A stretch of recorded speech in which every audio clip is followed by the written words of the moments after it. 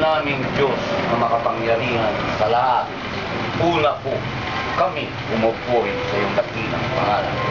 At lubos na nag-aandog ng pagpapasalamat amang Diyos sa lahat ng iyong pagpapala.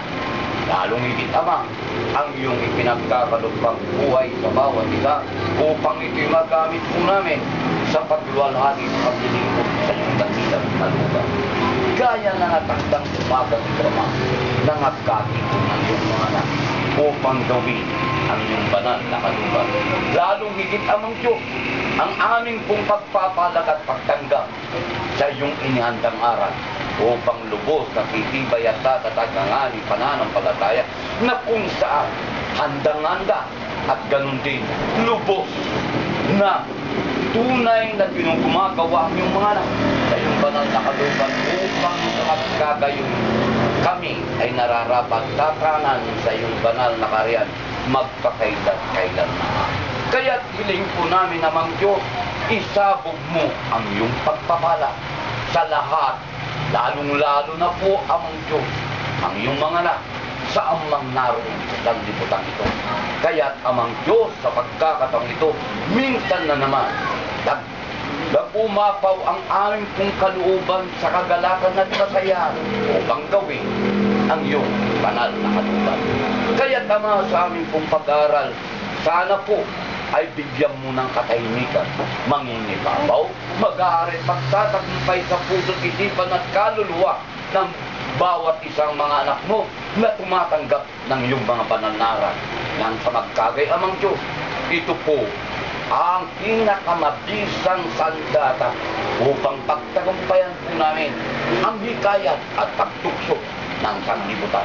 Kaya't hanggang sa ngayon Amang Diyos, tunay na tumatatak, tumitibay ang iyong mga anak na pinanghahawakan ang iyong mga banal na salita o aral sa magkagay kakakapitan mo ng iyong mga anak ng tunay na kalulwalhatian upang pagdating naman ng araw, tunay na malulwalhati kami sa aming pong mga ginagawa. Kaya Ama, para sa magkagay Amang Diyos, karapat dapat kami sa tulang ngayong inihanda. Higit sa lahat na aming pong hinihiling, sana po ay patawarin mo ang nagawa po naming pagkakasala at punuan ang bawat pagkukulang ng bawat isa sa amin. At ang latang ito, 10 ng di matigas na aming mga bibigyan labi. Ito po'y aming hiling lahat sa pangalan at karapatan aming pong Panginoong Kristo. Amen.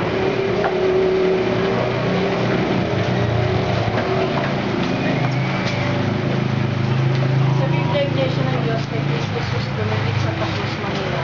Nagawang pagsambahan sa karang linggo, ika-13 ng Oktubre na ito ang kasalukuyan. Maabot ang pagsamba bilang 25 at 26. Oras na nagsimula ang pagsamba ay alas 9:45 ng umaga. Awit ng panalangin bago magsermon bilang 5. Nanalangin ng kapatid bago magsermon, kapatid at tagapamahalang Rogelio Kawayan. Nabasa ang akdat na pagtibay, god ng sermon, ang pagkabukas ng ika-7 kata. Kapatid na nangaral, kapatid na tagapamahalang Rogelio Kawayan. Awit ng panalangin matapos ang sermon bilang 2. Nanalangin ng kapatid matapos ang sermon, kapatid na Esmeralda sa Pera. Awit ang paghahandog bilang 2. Nag-alin ng taus-pusong paghahandog, kapatid na Carlos Adarena. Doxoloria bilang 1, bilang ng kapatid na Dumalo, 3, Bisita 1, Kabataan 10. Halaga ng koleksyon, 402 pesos. Kapatid na naggawad ng bendisyon, kapatid na tagapamahalang Rogelio Kawayan. Oras na natapos ang pagsamba ay alas 11 ng umaga. Gumawa ng akda, kapatid na Roxanne Kawayan. Sa minamahal po namin mga kapatid, nabasa po ang akda sa ang linggo ng umaga. Sino man sa inyo na nagtambal sa umagang yaon at mayroon kayong napuna sa nabasang day, ating pong iwaso ito. Wala kapatid. Kung wala tayo, ating pagtibayin at alam kong handang-handa ng bawat sa atin upang atin na pong tanggapin ang inihandang aral ng Amang Diyos. Sa pamamagitan ng iyong lingkod, narito po ang pamagat. Ang hayop na may 7 ulo at 10 tungay. At ang hayop na gaya ng tupa na may 2 tungay. Sa ating pong pag-aaral na kung mapapansin nyo, pawang nangakapahayag po rin, Apokalipsis. Na dito, lubos ang karunungang ipagkakalob sa atin ng Panginoon at tunay na sa sanglibutan may mga tinutukoy. At ito'y pagtitibayin po ng mga aklat na gawa ng mga tao upang sa magkagayaong tinutukoy ng banal na aklat ay tunay din, mga minamahal na kapatid, ay tunay na kinikilala at ipakakala. Kaya dito, minsan na naman mangingibabaw.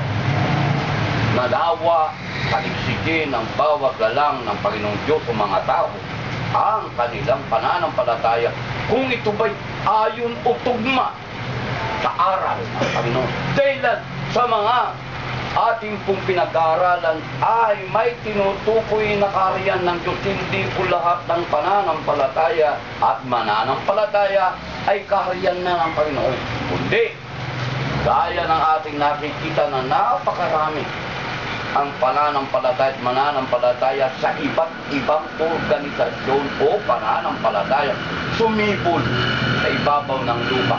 Datagpot sa banal na kasulatan kung paano po iisa Biblia kinakailangan tayo'y magsiyasat tunay na alamin ang katotohanan nang sa magkagay ang katotohanan yan ay mapapalaya ang bawat tao at tunay na sa pagkalaya niya kaligtasan ang kanyang kakampi. Kaya dito, 2 uri, mga minamahal na kapatid, na hayop ang nakita ni Apostol Juan. Dito, ating aalamin ang mga hayop na ito ayon po dito sa pahayag o Apokalipsis Kapitulo 13, talatang 1. At siya'y tumayo sa buhanginan ng dagat at nakita ko ang isang hayop na umaahon sa dagat na may 10 sungay at 7 ulo. At sa kanilang mga sungay ay may 10 diadima at sa kanyang mga ulo ay mga pangalan ng kapusungan. Isang hayop kapatid ng ang Apostol Juan ang nakatayo sa buhanginan ng dagat at nakita niya ang isang hayop na umaahon sa dagat at hindi pangkaraniwang hayop po ito. Dahilan, meron siyang 10 sungay at 7 ulo.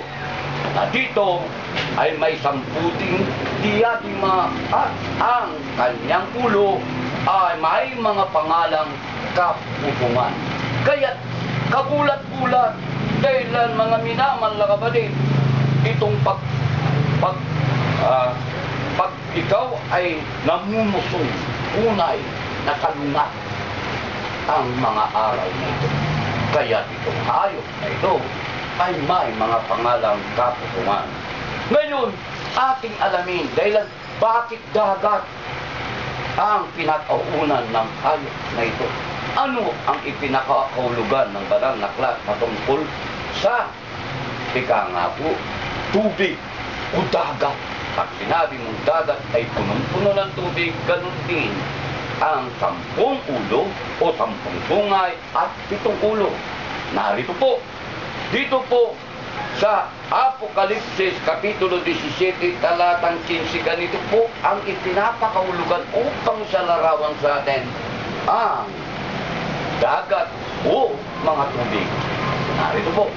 At sinabi niya sa akin, ang tubig na iyong nakita na kinauukuan ng patutot ay mga bayan at mga karamihan at mga bansa at mga wika.